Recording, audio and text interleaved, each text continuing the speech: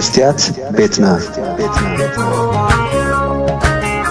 مستيات بيتنا نحكينا مثل إرتران من صغراء استفعل عليه صحفات تنقص مسلتاتن قال محتساتن حيزا بذكر اسكبر اب ان ترادوت تقرب مدبيا سلام كما يصنحكم كبرات تخاتاتلتنا ابز اوان اب قرن افريكا حدثتن زسنبدون بوليتيكاوያን معبالتات يرأيو لو اتي بهزباوي ويان حرنت تግራይ حوحات وصي زول حدش اواج نبزحات تنتنت بوليتيكات زوبا فولي سنباده فطيرلهم الله مخنياتو إذا أواج نتي أب غربيت هاجر إيرترا ننوح عامتات نزيغاتات زماررن نسدت زك على عن جدد هاجراوي أغلغلوتن ني حساب حرنت مقبات بوليسيتاتن ببزح مداياتو سلز مسلوي تግራይ نابتي أب إيرترا زلو عينت وتهدراوي ناي ملك سرعات تساقاقردو تهلو إذا مدبزي نزحتون مملاس أب منغو خلطيهم سرعاتات زلو رؤيات ممسسالات يتنتن اتزعابين زيادة زمساسلن نتبي اتي نزيغاتات بحيلي وتهدرنا مقبار مسرحي قدود وتهدراوي أغلغلوت إيرترا كابساوا وطيو بمنقدي أواج حوحات بكتت تግራይ تقليص الله أب إيرترا كابش حنت شعات 295 عامة مرد جميرو هاجراوي أغلغلوت بأواج نخلو عدميون تعنقون زفقد زيغا قديتا أي بحكي نعسرت شمانتا أوارح دا يبالنبر بتكبار جن نعسرت تات عامتات تتصنح ترح زي كونس موداتا زي برلو خوينو يقتصلالو اتي زحنقده وي زهادمه مقطعتي صنع مأسرتن مكلبات سدرابيتن يسعبالو اب تግራይ بمسرت حدش أواج عدميون تعنقون زفقدالو زخونه يخون تولاد تግራይ ناي كتت صاوع تقبيلو ناي مستاف بهراو قديتا تنبيرلو لا نزقتت زنه مفصام فقارنيا زيكونه ግለሰብ ካብ 10,000 ክሳብ 50,000 ብር ከም ዝቕፅዓን ብግዲ ግዴትኡ ከም ዝፍጽም ከም ዝግበርን ተገሊጹሎ እምበኣርከስ ኣብ ኤርትራን ኣብ ትግራይን ወተሃደራዊ ኣገልግሎት ምርጫ ዘይኮነስ ግዴታ እዩ ኤርትራ ንሃገራዊ ኣገልግሎት ከም መሳርሒ ምቁጽጻር ህዝቢ ክትጥቀመሉን ከላ ሕወሓት ከዓ ነዚ ተመሳሳሊ ስልቲ ኣብ ትግራይ ከተግብሮ ይፍትናሎ مجهز حرنت برسن حسب كاب نتسانت ناي مجلاس زلو متحس مسلاتن كالق مللي نايزم كلته سرعتاتيو اب إيرترا كاب مسكرم كلته شحن حدن عامة مهرج جميرو نتسا غازيطاتات تعصين زخونه ناي منغستي بوليسيتات زنقف بخدعات هاجر سقمتي يوسرلو سبات حسابهم بنتسانت كغلصو ايكلون بسنك زدما إيرترا اب عالم كابتن نتسانت برس يبلن قداموت هاجرات كوينالا ኣብ ትግራይ የተሐድሽ ኣዋጅ ኣብ ልዕሊ ሰራዊት ትግራይ ብዝኾነ ይኹን መንገዲ ፕሮፓጋንዳ ምክያድ ከም ዓቢ ገበን ይርአ እዚ ማለት ንሰራዊት ወይ ንቀዋሚ ፖሊሲታት ሕወሓት ዝነቅፍ ጽሑፍ ወይ ዝወሃብ ርእይቶ ከም ገበን ተቆፂሩ ክሳብ ናይ ሞት መቕጻዕቲ ከምጽእ ይኽእል Human Rights Watch ነዚ ሕጊ ጨቋኒ ብምባል ንተቃዋምትን ነቐፍትን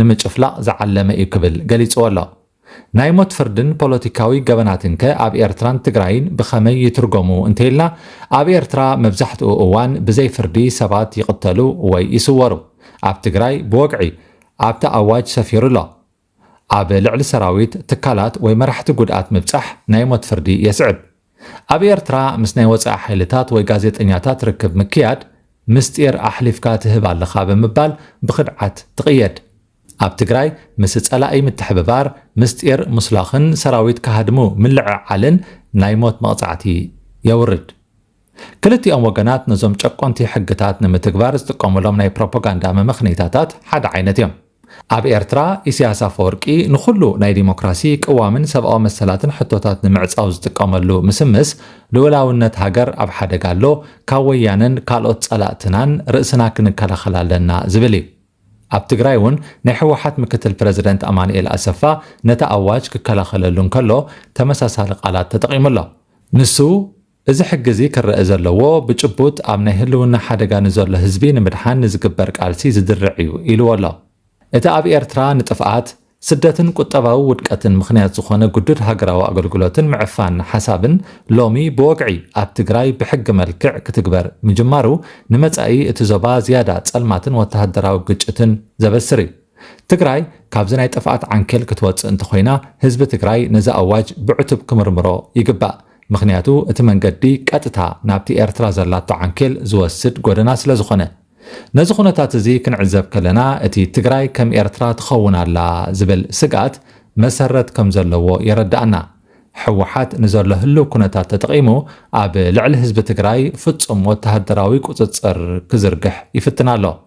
ገለ ተንተንቲ ፖለቲካ ሓደ ክልላዊ መንግስቲ ክሳብ ክንዲ ዝኣክል ዓበ ኣዋጅ ብዘይ ናይ ማእከላይ መንግስቲ ምርድዳእ ከጽድቕ ሓላፍነት ኣለዎ ድዩ ዝብል ሕቶ የልዕሉ።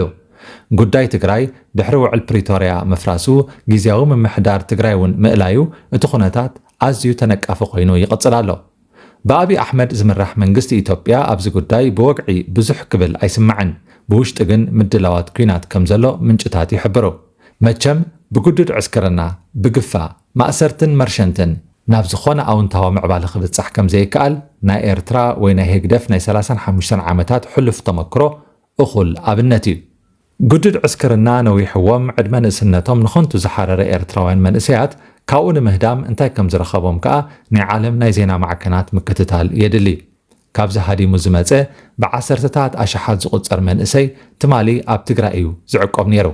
ሎሚ ብመንገዲ ትግራይን ሱዳንን ኣብ መላእ ቀርኒ ኣፍሪካ፣ ኣሜሪካ፣ ካናዳን ኣውሮጳን ፋሒሉ ይነብር ኣሎ። እዚ ዕጫዚ ሕጂ ኣብ ተጋሩ ክድገም ምድላዩ ንብዙሓት ሕቶ ዝፈጠረ ኣርእስቲ ኮይኑ ይርከብ። ጉድድ ዕስክርናን ናይ ሞት ፍርዲ ዘለዎ ኣዋጅን ስደትን ከልበትበትን እዩ ዝወልድ። ሓድሽ ሓሳብ ወይ ፍሉይ ኣካይዳ ኣይኮነን። ብዙሓት መልእኽቲ ስርዓታት ኣቐዲሞም ዝፈተንዎ እዩ። መንእሰይ ብቕሳነት ክመሃር ኣብ ሃገሩ ኣብ መሬቱ ድላዩ ርእይቶ ክህልዎ ብነፃነት ፖለቲካዊ ምርገፂኡ ክገልጽ ሰሪሑ ሃብቲ ኸጥሪ እዩ ዝግብኦ። ብግዲ ከምዚ ክትገብር ኢኻ ክበሃል እንከሎ ግን ጸቕጢ እዩ ዝፈጥረሉ። መንእሰይ ትግራይ ትማሊ ብድሌቱ እዩ ተቓሊሱ።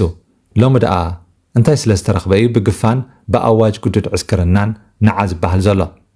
ዝቕዳሕ ፖለቲካዊ ኣካይዳ ጠፊኡ መቸም ናይ ህግደፍ ኣካይዳ ኣይቅዳሕን። ካልእ ዝሓሸ ሓድሽ ሓሳብ እንተዝቐርብ ንመንእሰይ ህይወቱ ክዕሪ ምጠቐሞ። እዛ ጉዳይ ግን ደድሕሪ ኣድጊ ዝኸደ ትብል ምስላ እያ ተዘኻኽር።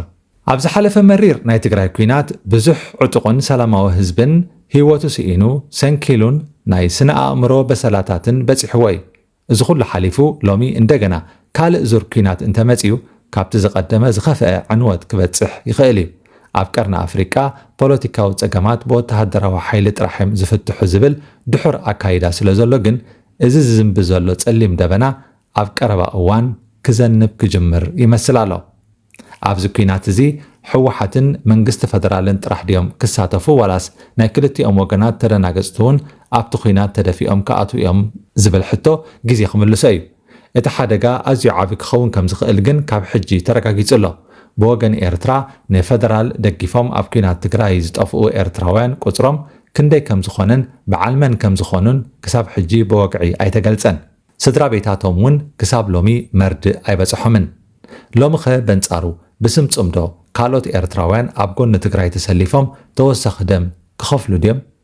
እዚ እውን ኣብ ቀረባ ዝምለስ እዩ። ክቡራት ተኸታተልቲ መስትያት ቤትና ንሎሚ ብምኽንያት ሓድሽ ኣዋጅ ትግራይ ዝቐረብናዮ መደብ ኣብዚ ክንዛዝም ኢና። ኣብ ቀረባ ብኻልእ ኣርእስቲ ክሳብ ንራኸብ ደሓን ጽንሑ። መስትያት ቤትና